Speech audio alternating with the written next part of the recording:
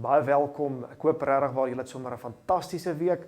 Ek wil graag saam met julle weer gesels in hierdie laaste aflewering rondom keuses oor sekerlik die moeilikste keuse, en dit was die keuse wat Jesus moes maak in die tuin van Getsemane. Beskryf daai prentjie waar Jesus in doodangs besig is om te bid. En dan bid hy iets besonders. Laat hierdie lydingsbeker my verbygaan. Vader, maar as dit U wil is. Ek dink dit is so belangrik om iets te besef dat daar moet in my en U lewe 'n keuse wees. 'n Keuse rondom openheid vir God om te sê, maar weet U Here, dat ek stel myself ook oop vir wat U ook al oor my pad bring. Hoe sou daai keuse gelyk het as Jesus dit nie gebid het nie? As hy gesê het, Here, ek sien nie meer kans nie, dit is net te veel. Weet julle, die uiteinde daarvan sou wees, ons sou tot vandag toe nog verlore gewees het.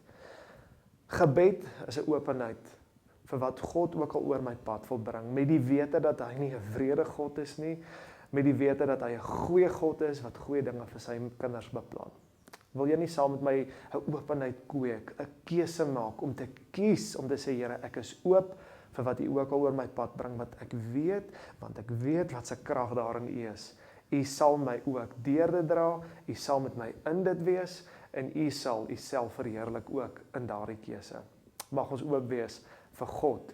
Mag ons harte oopmaak dat God daardeur kan werk. Kies om oop te wees vir God se wil.